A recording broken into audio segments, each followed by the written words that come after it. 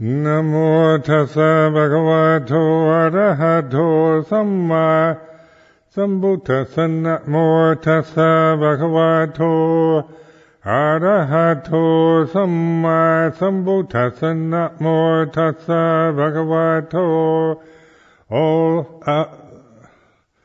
นะโมตัสสะภะคะวะโตอะระหะโตสัมมาสัมพุทธัสสะอปารุธาเดสังอมัตถัสสะทาวราเอสุรวันทาบะมุนชันทุสัทธัง So this evening, a full moon night. Today was a very busy day.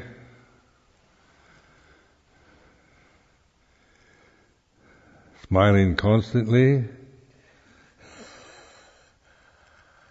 signing my name, saying goodbye, all the rest. I've been doing that for the past month now.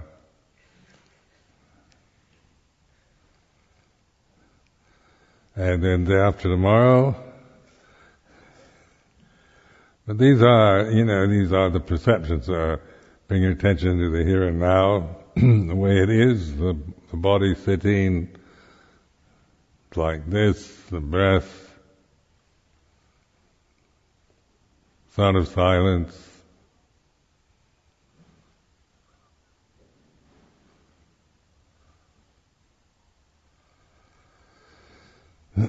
So that's what you do. You just keep bringing the attention back to the here and now.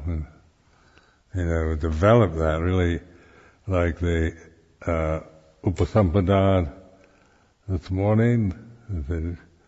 Strive on with diligence. This is, at the end of the Anusasana, the admonition. So it just means this, no matter what you're feeling, or thinking, or, how healthy or unhealthy you're feeling at the present time. And then we give so much importance, we keep complicating these conditions out of ignorance and attachment. The only way to break that habit is to keep reminding yourself. Paccabana Dhamma, here and now, sitting, standing, walking, lying down, whatever posture you're in at the present moment, the breath, sound of silence. And be aware of the mood, just emotion. We're not trying to bypass our feelings or suppress them or ignore them, but be the observer of them. So, right now the mood, emotional mood is like this.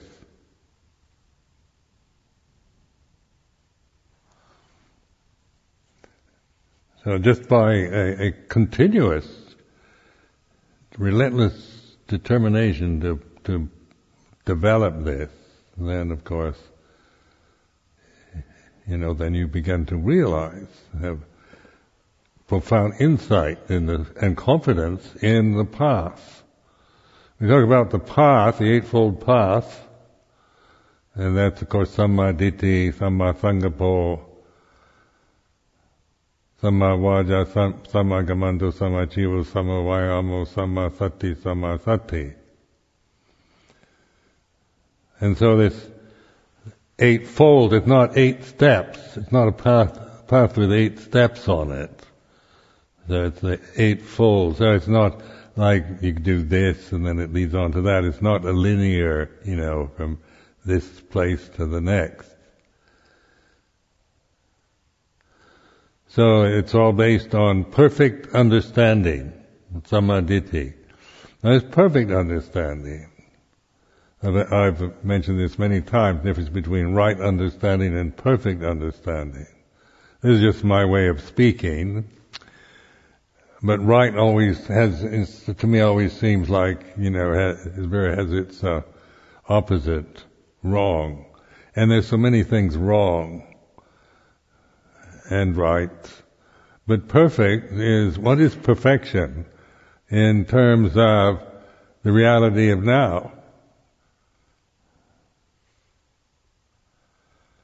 And so this is, I can't tell you what it is,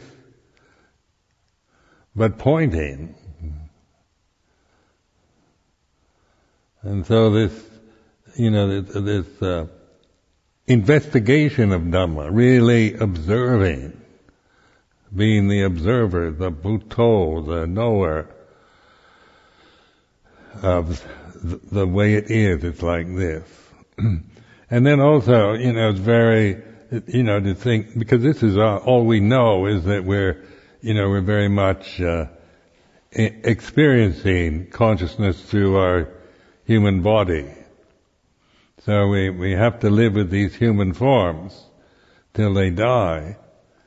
And there are limitations in form and it's all about sensitivity, feeling, pleasure, pain, heat, cold, happiness, misery, all the rest. This realm, this death realm, this is a death realm that we're experiencing, because birth is the cause of death.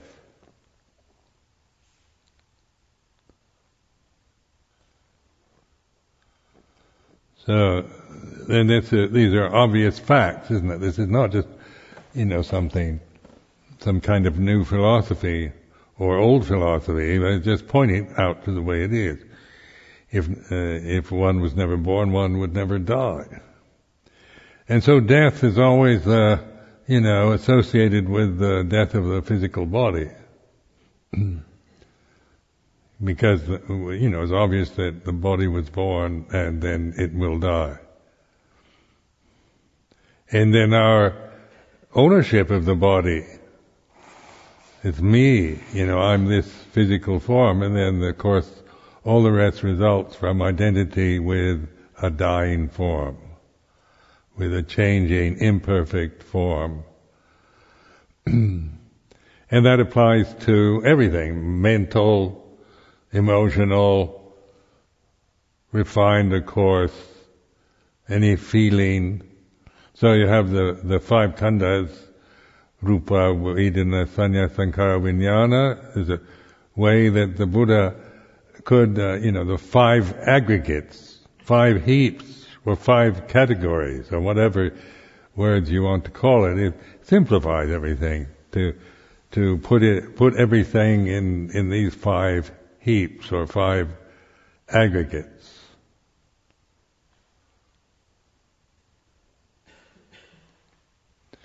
Then contemplating the five khandhas, everybody gets confused about the, vijnana, and because we think,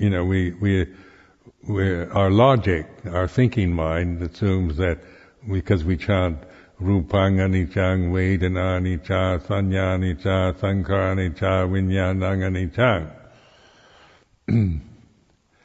But then contemplate in terms of, just at this moment, here and now. Now, don't try to think of things, on a metaphysical plane or a high level, like a god or a superior being. But we have to learn from the humbling realities of our own limitations, the way we are, physically, mentally, and spiritually, and emotionally, and whatever. It's like this.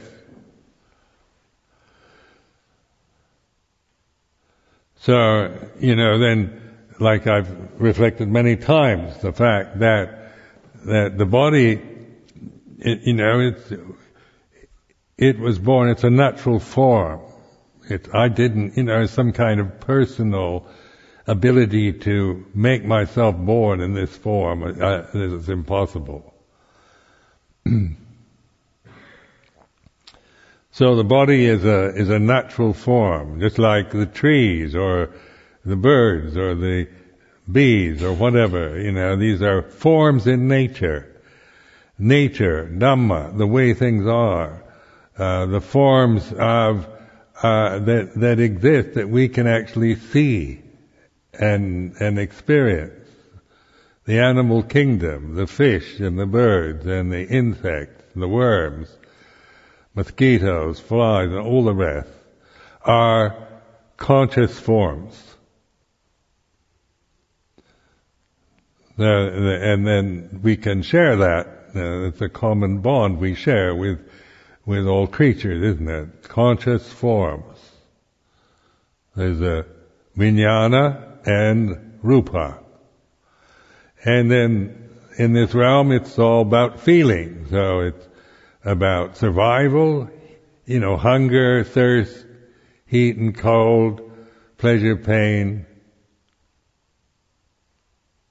So this is a way of reflecting on the way things are. This realm, planet Earth,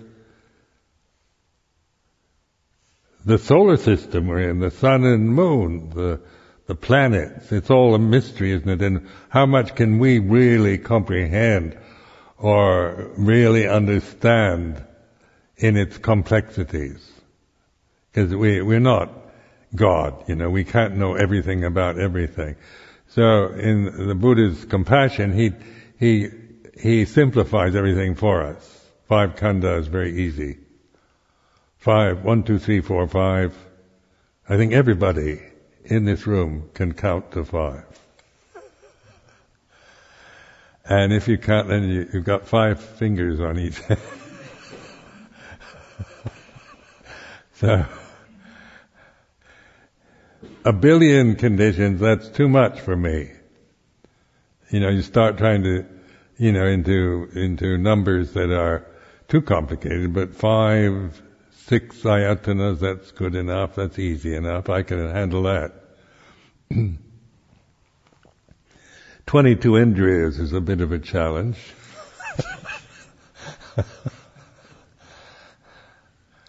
Took me a while so far to remember all the folds of the Eightfold Path. Four Noble Truths is pretty easy.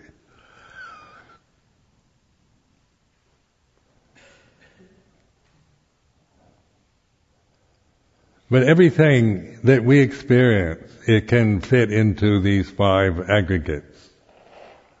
Everything, all things. And so you remember that this realm that we're experiencing is about things. It's about conditions. About sape sankaranita, all conditions are impermanent.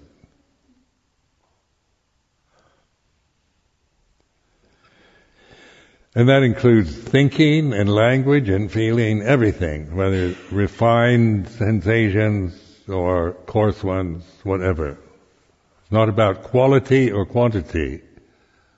And it's very interesting to contemplate consciousness then, because we're all, we have separate forms.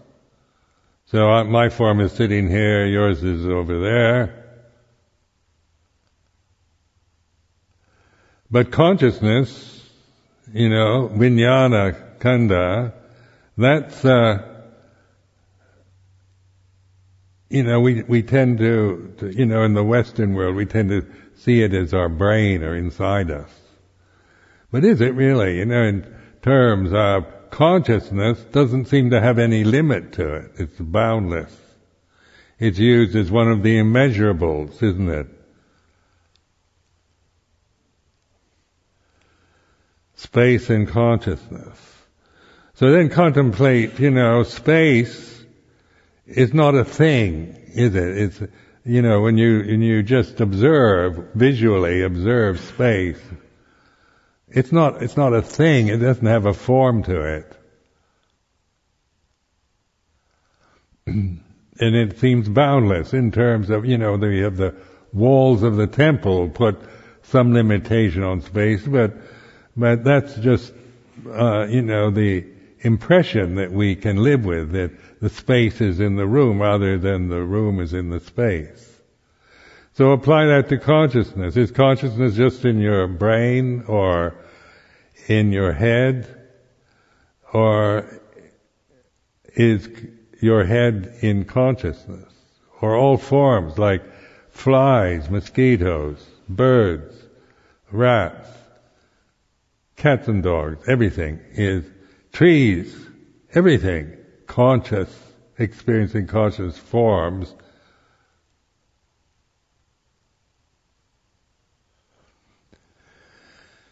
And then we have Vedana. This realm is a Vedana realm. It's all about feeling. Pleasure, pain, neutral sensation. And then Sanya Sankara. Now these two khandhas are the ones that we tend to create out of ignorance. Like Vedana is just like Vijnana. Vedana and Rupa are just the way it is. We don't create them. They're not anything more than a condition that has its karma of birth to death. But then on a Sanya Sankara level, then that's where we need to pay attention. Sanya, perception, memory, thinking, isn't it? Thinking, you remember to think. Like when you're getting my age, your ability to forget increases. They call senior moments.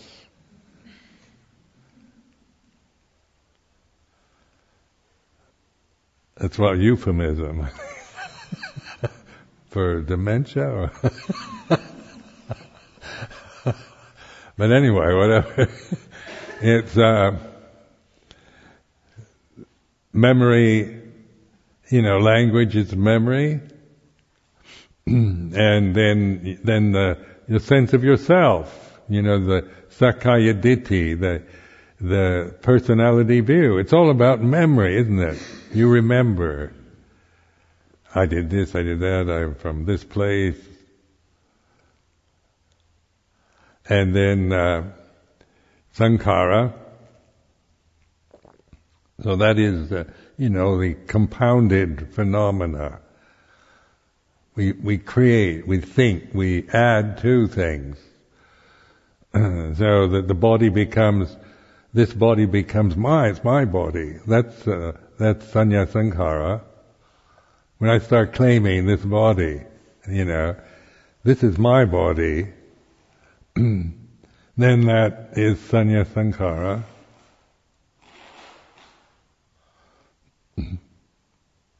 So this is a way of investigating, using these five khandhas as a form, as a way of simplification too, and to get some perspective on the reality of here and now. So consciousness then is when the Buddha was enlightened, in the scriptural teaching, he wasn't unconscious after enlightenment.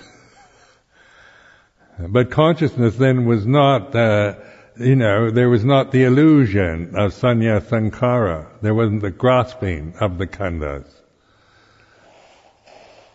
There was the cultural conditioning, the personality view, the language, the emotion, the thoughts were not grasped out of ignorance and compounded and made into more than what they are.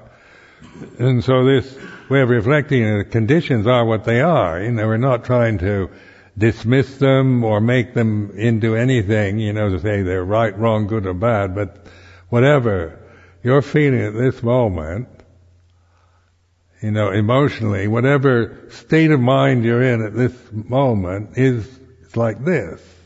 I'm not saying, judging it in terms of how good or bad, right or wrong it might be. Well, that's consciousness, isn't it? Because consciousness is able to know. But it's consciousness informed with wisdom rather than consciousness that is not informed with wisdom. So the whole personality is consciousness that we fill with ignorance. these conditions of me and mine, I am this body, this person, my feelings, what I think is right, what I believe in, my opinion, my faults. This is sanya sankhara. Out of ignorance, then it becomes, then consciousness is no longer aligned with wisdom, but with avijja or ignorance. And so that is the cause of suffering. We suffer because of that.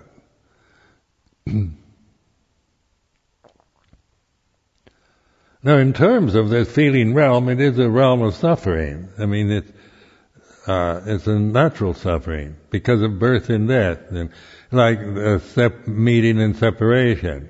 So the perception that some of you have about me leaving on Tuesday, so that is right now. That's a perception, isn't it? A thought. In consciousness. Then there's the knowing of it as a thought in consciousness. It is what it is. So it's not saying, that you shouldn't think it, or that it's, you should feel nothing, So, say, Agnes Tomato's leaving on Tuesday, forever. Maybe I'll never come back, because I do have this teaching of goodbye forever. Don't I? I've said this many times. Why do we never say goodbye forever? Except me, I say it. Because it's too hurtful, isn't it? In any language, isn't it? It's like au revoir, something, see you soon, again, zaijian.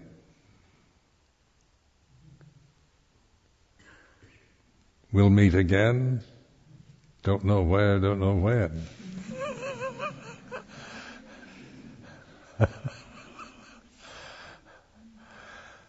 Because saying goodbye forever is, unless you really hate somebody, goodbye forever, never come back here.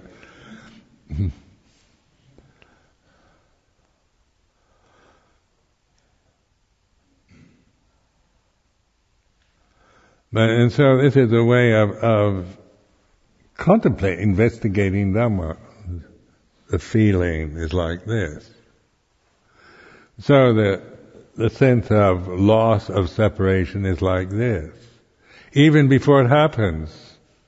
So after the meal in the reception room, people gathered and there were strong emotions, many people crying, things like this, because this is a sad event. Separation from the loved is dukkha. So this is, and even before it happens, just contemplating it, because I'm still here. But I did separate from you when I left the reception room, and I don't think that was terribly upsetting for you, because I had to go. I'd been sitting there for several hours, and nature was demanding that I pay attention to other physical demands. So we can understand that. But goodbye forever, that's pretty stark, isn't it? That's heavy.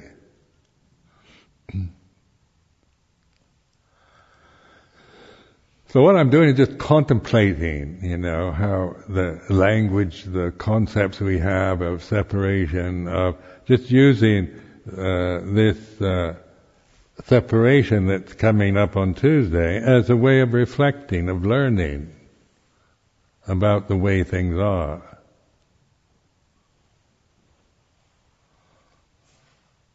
So this is, to integrate into your life. This is what you do. The events of your life, are, what your path to really observe, investigate them. It's like this in terms of the five khandhas, sape sankhara anicca, sape dhamma anatta, these are ways of exploring reality in the present. And things that are highly personal, highly fraught with emotion, strong feelings and that one might have in the present, as well as subtle ones. As you get more confidence, then there are a lot of subtle feelings, assumptions, subtle assumptions that we operate with, that we're not really aware of. Because unless we have, investigated Dhamma, then we tend to operate in a much coarser, more coarse kind of way. We aren't so aware of the subtleties of the changes that we're experiencing.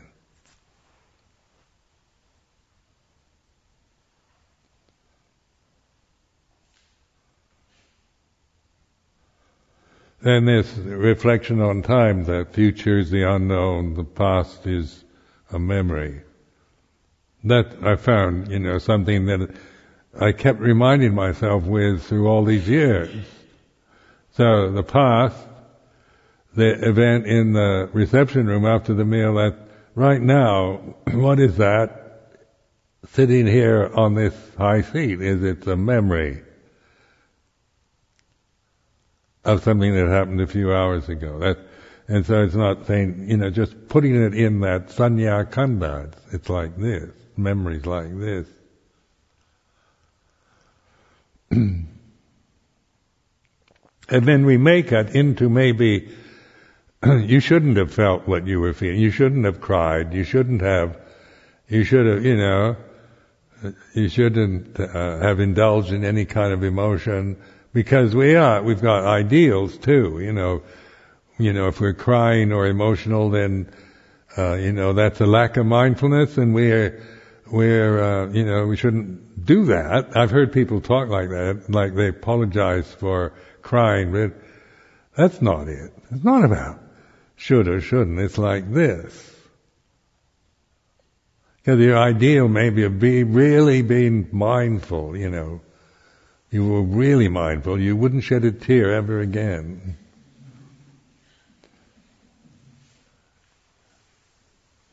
So, when I was at Chitterskatina,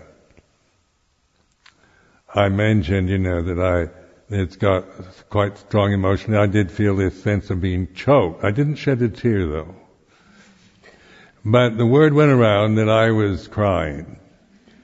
So Bart Grzalski phoned me the other day and wanted to know if that was the first time I ever cried after my mother died, which was 20 years ago.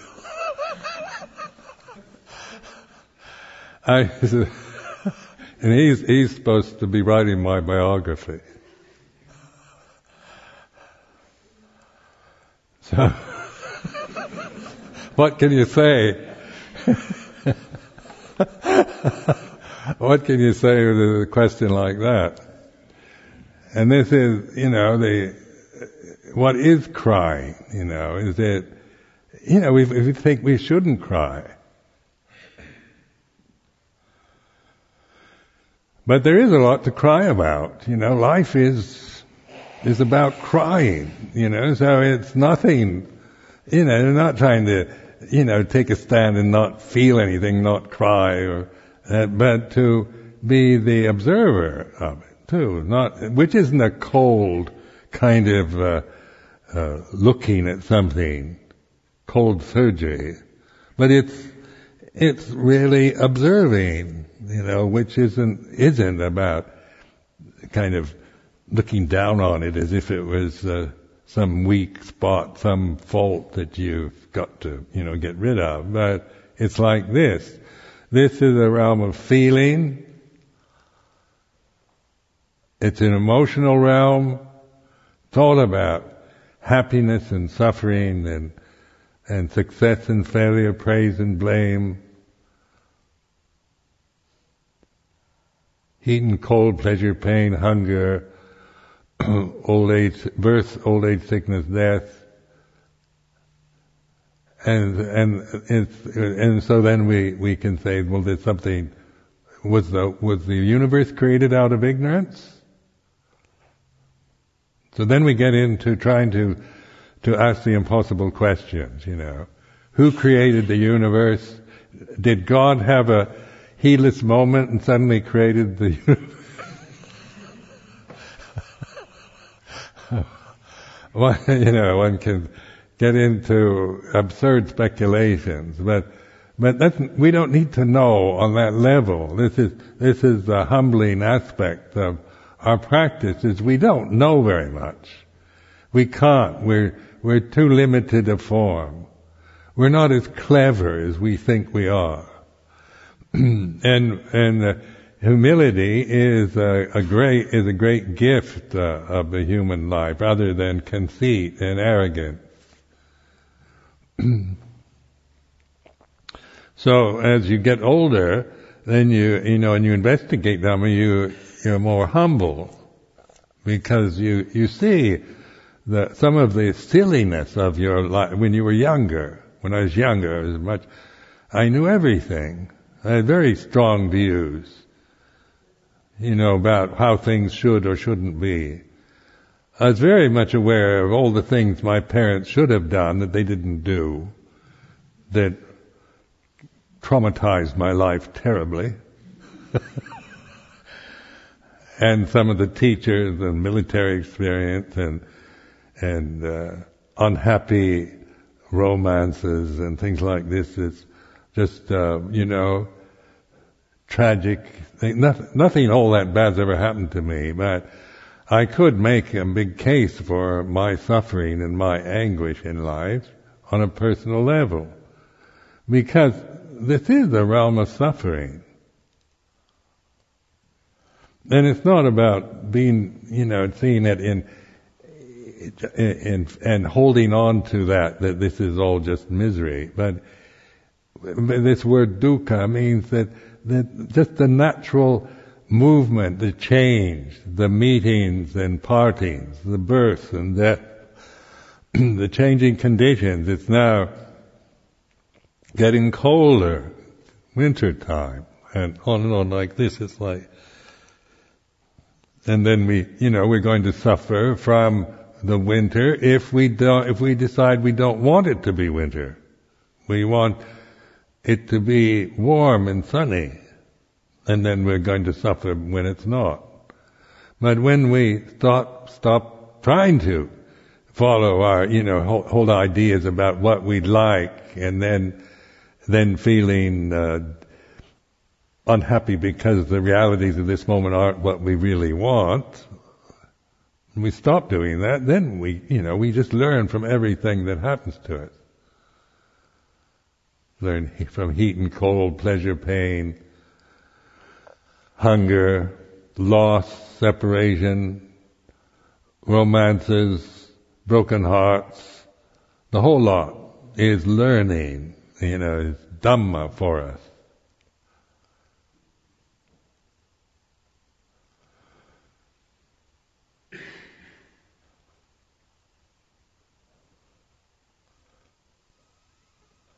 So it's, the world is like this. It's not what I want. I can think of a better world, how I would like the world to be. But no matter how brilliant my creations can be, I realize it's never going to happen. It's just like this. And so, conditions change, and then all the Buddha is encouraging us to do is be aware of change. Very simple. So that awareness of change, rather than trying to make things change according to what I particularly want, but being aware of change as it is, as it actually is happening in the present, here and now. Because then we learn from that, but we can't ever get anywhere by wanting to change everything so that it's what we want it to be. Because even if we think we can do that, it's still, the problem will never be resolved because you've missed the point. Even when you get what you want, it changes. You can't keep it. It's not going to, you can't petrify it and make it permanent.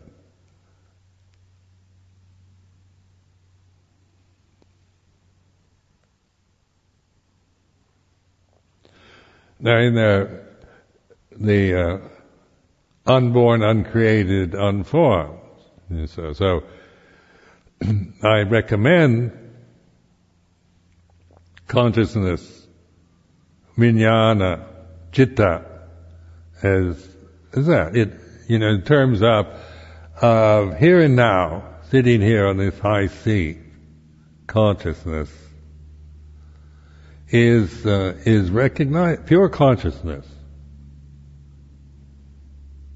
And all I'm doing is just stop thinking and observing. And so, like sound of silence, when I refer to this kind of vibration or whatever it is,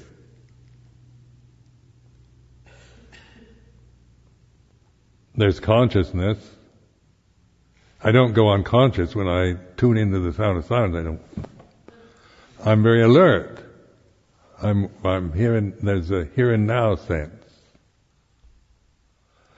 And it's like a stream, isn't it? It kind of, it has a, is it a sound or a vibration? I don't know, but it's like this. It's a background. It has no boundary, no form.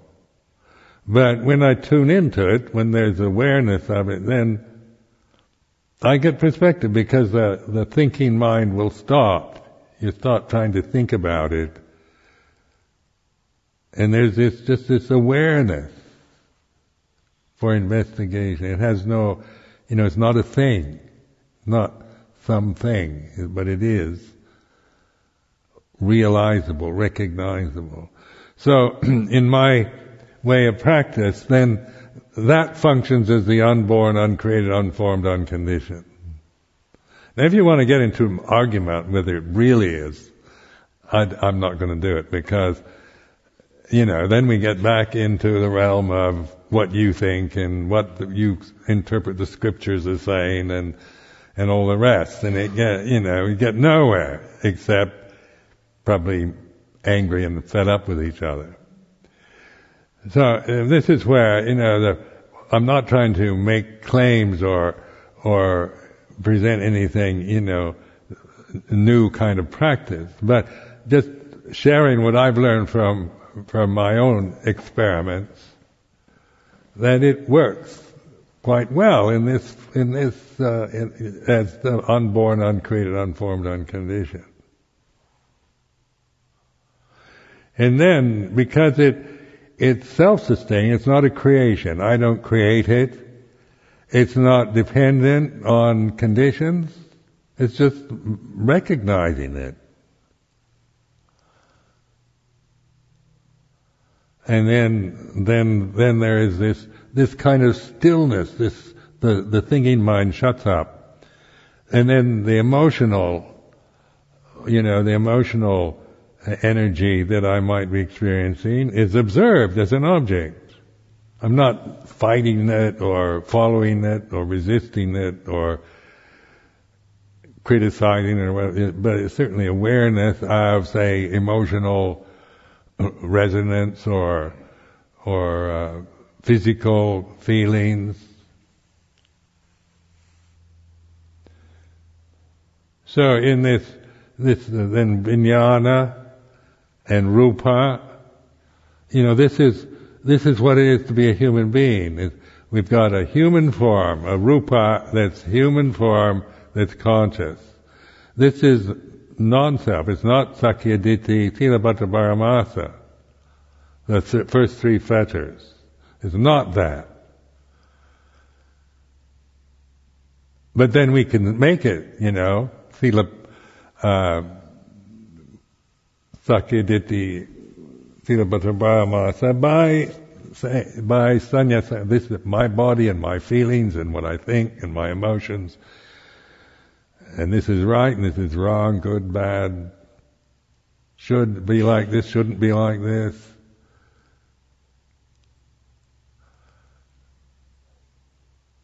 So this, then you have this, this awareness of your own personal conditioning,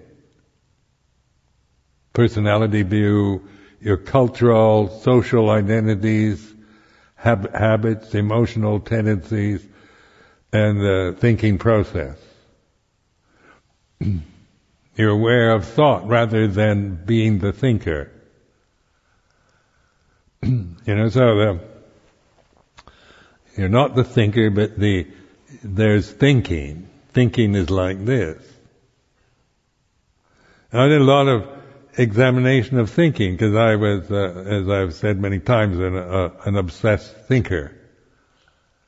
And so this used to drive me, when you're living alone in a kuti for very long, and all you know how to do is think, it takes you to hell, like the Rodin statue, the thinker, at the gate, the entrance to the gate of hell, like this.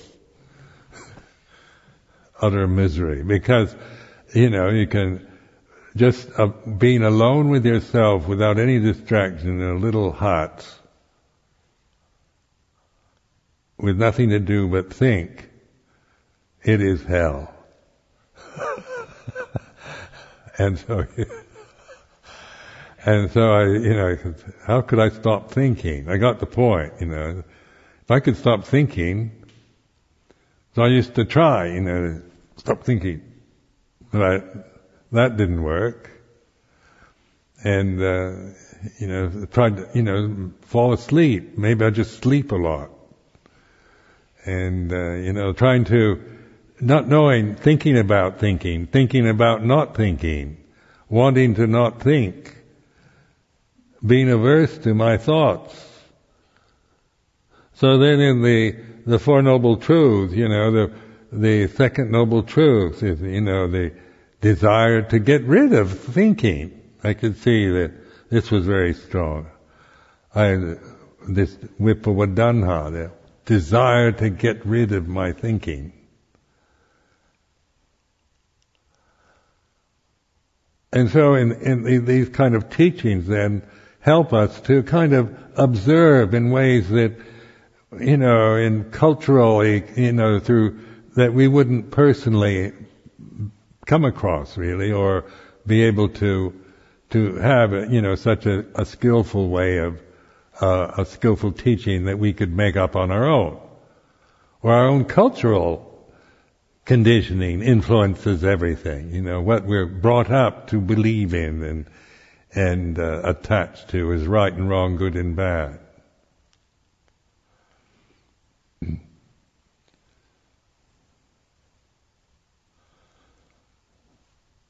So then to bring it to the here and now, Paccuppanna Dhamma, sound of silence,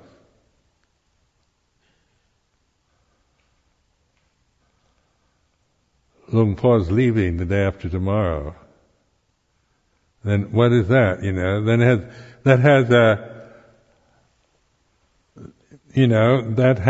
that's a perception, and no doubt that will happen. But we're not really interested in it, in the kind of, attaching to it blindly, but observing just that as a perception. As we're sitting here and now in this temple, the body, the breath, sound of silence, the perception. Hluang Po Sumedho's leaving Tuesday forever. And that way, just the intentional thinking of it gives you a way of observing how that also has maybe will bring up an emotion, a feeling.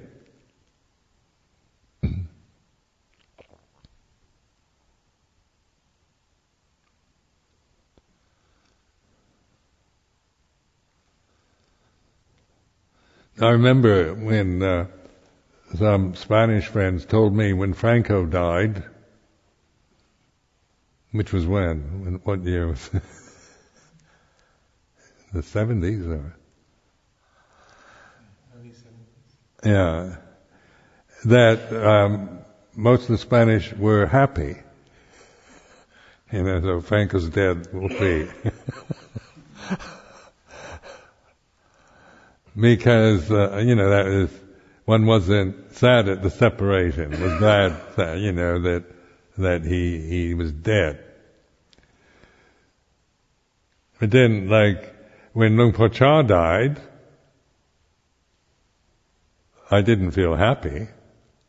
I knew he was, it was obvious he was, I went to see him in the hospital in Ubon at the time, and he was in intensive care. He'd been ill for many years. I knew he was going to die soon. So there was the Sanya Sankara, the Luang Por Chah was going to die soon, but he was still alive, even though he was not conscious. And then I remember I had to give a retreat at Wat Kru, and Ajahn Gnanaratto was on the retreat. So I went off to Wat Kru, which is on the Lao border, and during the middle of that time, somebody came and said, Ajahn, they've sent Luang Por Chah, he's at the hospital and he's dying, or dead, or something like this. So, I rushed, I stopped giving the retreat, got somebody to drive me into the Ubon hospital, and then they said, no, we sent him back to his monastery to die in Wat Pah Pong. So then we rushed to Wat Pah Pong, and I guess he had died during the journey from the hospital to the monastery. Now when I actually heard Luang Por Chah is dead, I felt grief. I did cry. That was before my mother died.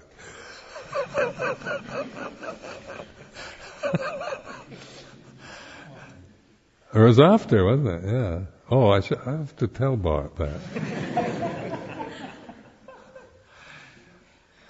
Where did that, intellectually you're all prepared for, that he's going to die. On one level, it's the information's in your brain.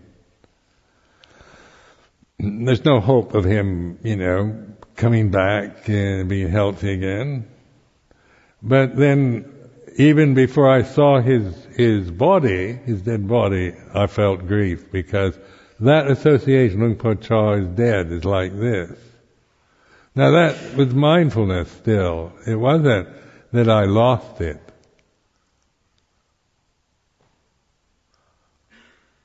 And then on the Luang Por Chah shrine, there's a picture of me looking at Luang Por Chah's corpse.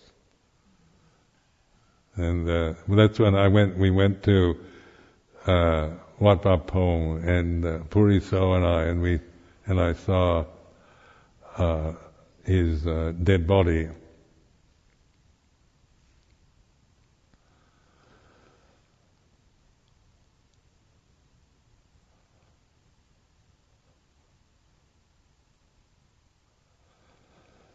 So emotion is not, we're not trying to get rid of or bypass or suppress anything, but be the awareness of the emotion, which doesn't mean it's a kind of cold, critical look at something.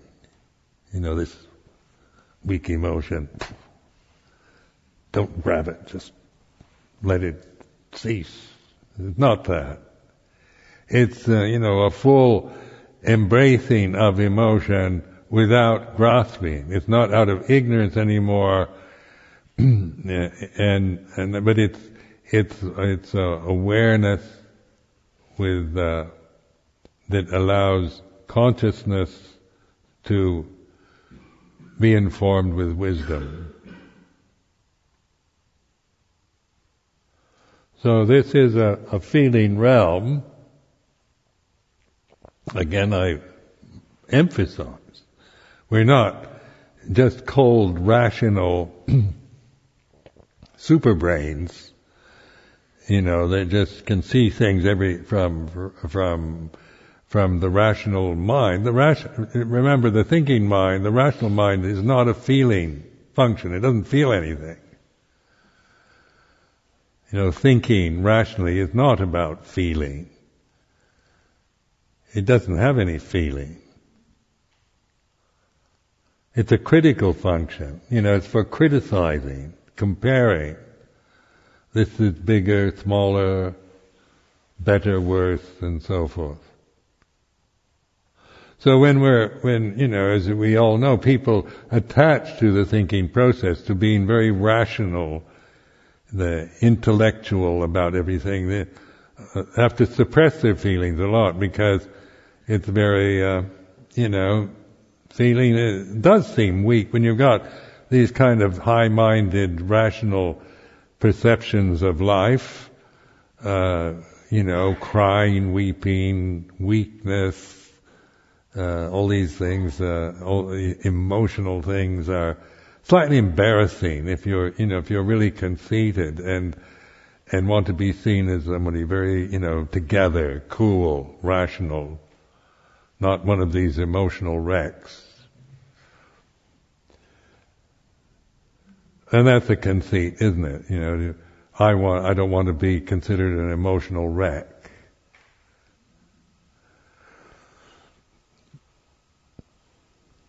Or then we can, thinking that being emotional is the answer to all our problems. Just feel everything, and heartfelt, and just give yourself to life and just feel everything is another delusion. It's not about feeling everything, I should be feeling everything, but being aware of feeling. And so this awareness is the gate, the door to the escape hatch from the birth and death. So what this is actually saying is deathless, Amaravati, the deathless realm, Amatta Dhamma, the unborn, uncreated, unformed, unoriginated. These words, you can't, they're words, but you can't imagine them. You can't imagine unborn or deathlessness. Amatta Dhamma. It's beyond imagination. Then you can imagine any other thing, like a fantasy. It can be a fact or a fantasy or whatever. A thing you can imagine, but no thing you can't imagine.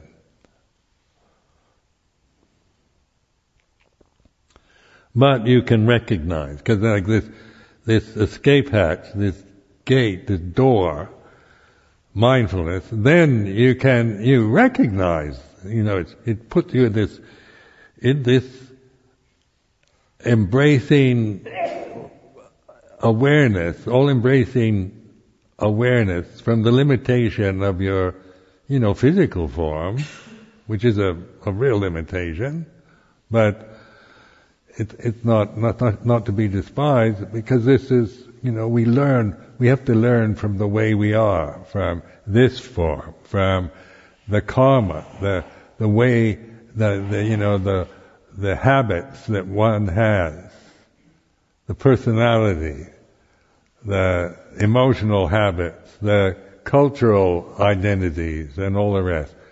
It's not about getting all the right conditions together and then doing something with that, but it's observing conditions.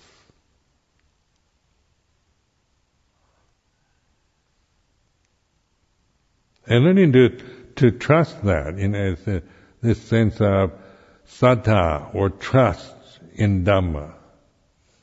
It's saddha, like faith or trust, but it's not faith in the sense of believing in something, that somebody tells you should believe in this. But it's saddha in this sense, in this Pali word saddha, means trust through not blind kind of stupid belief, but a kind of through observing, through knowing. And the thing that we don't trust, because we've got very strong personalities, is and critical. In this society here, we tend to be very self-critical. So we see ourselves always through the critical mind, which is, the thinking mind about how good or bad, right or wrong, attained or unattained or whatever we think we are.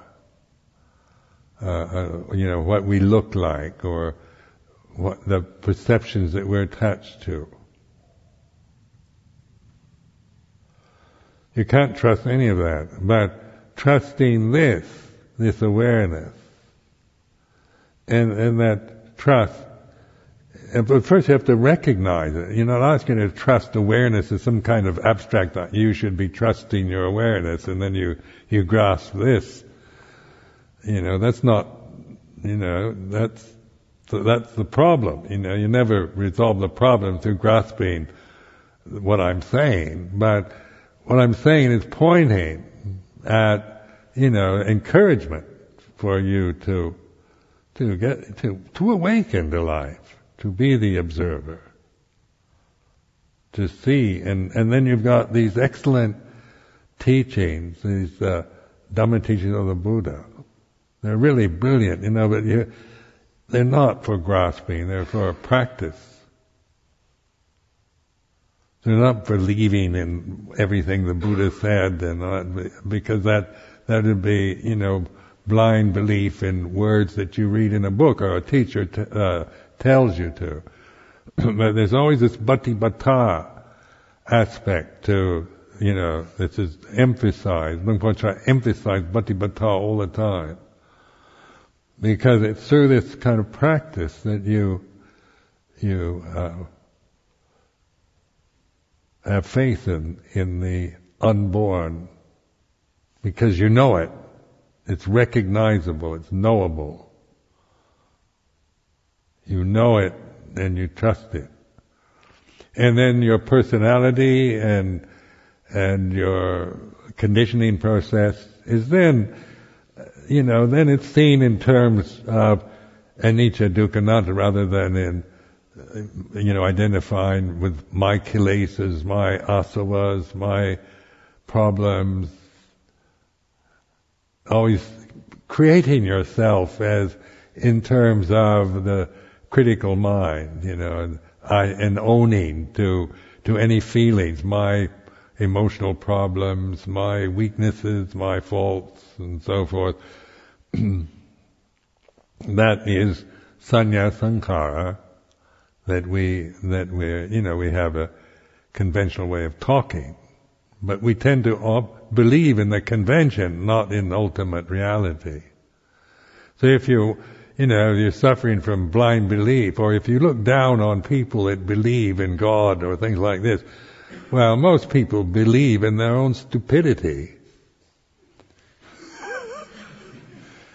So we have no reason to feel, we don't believe in God or anything like that. But we believe in my feelings as mine, my body is me, and my view is my view, and my view is right, and if you don't agree, then you're wrong. Believe in that. That's blind belief,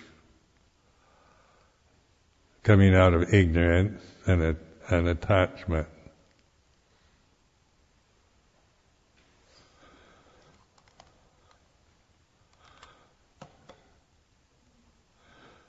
So like this reflectiveness is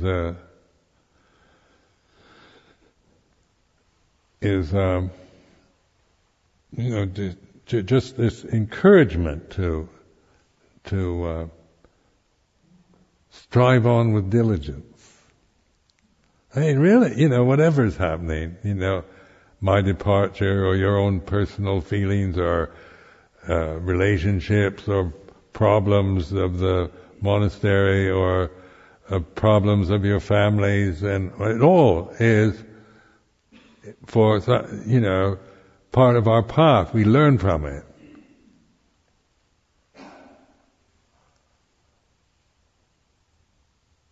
You're never going to find a perfect monastery. I guarantee it. And when you think it's perfect, well, then you know it will change anyway. So don't go around looking for, perfection in the imperfect. That's ignorance, and that's avijja.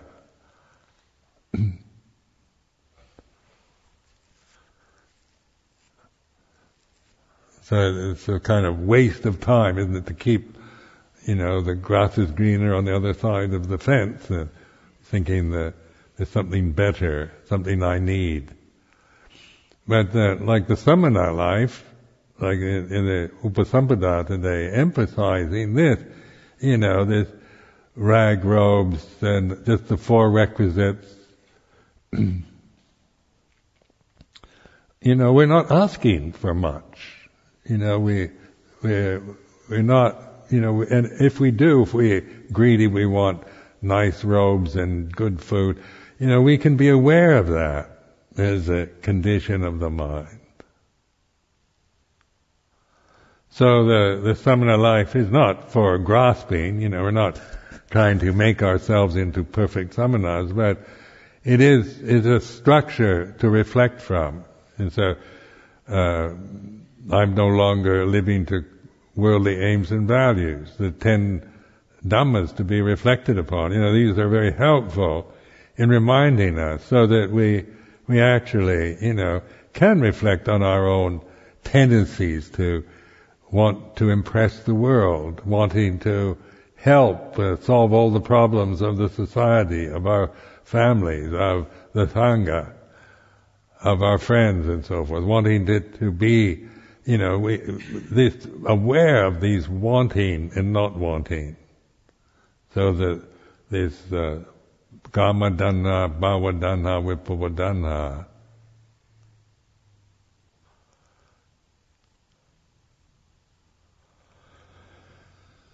And then the joy of this life is that you always, you do get, because we are samanas and we our needs are basic. Rags for a robe, alms food, root of a tree for a shelter, fermented urine for medicine. We always get better than that. So this is, then this brings gratitude, because, the generosity that I've experienced here in England is overwhelming. Now, this is not a Buddhist country. I have nothing to complain about in terms of the 4 requisites, living in England. Never been a problem. So then, because of that, then I have a lot of gratitude. I love this country. I feel grateful because I've been well provided for, respected, tolerant. People are tolerant and they don't persecute us. So then we feel gatanyu gataveti. We feel this gratitude, which is the samana life, gratitude rather than, we should be, treated equally to the Christians, all this kind of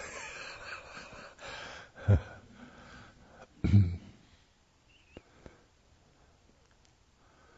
Well, maybe, the people like the Tibetan Buddhists better than the Theravada. And then we can feel offended. We can make problems about anything if you want. But as a samana, you just think shelter for the night and food in the alms bowl, robes and medicine. So this is these samana sanya practices. Just keep reflecting on them, and not trying to intimidate you that you shouldn't. If you're greedy for something better, that you shouldn't feel like it. It's encouraging you to look at that. Wanting something you don't have, or not wanting things to be the way they are, is like this.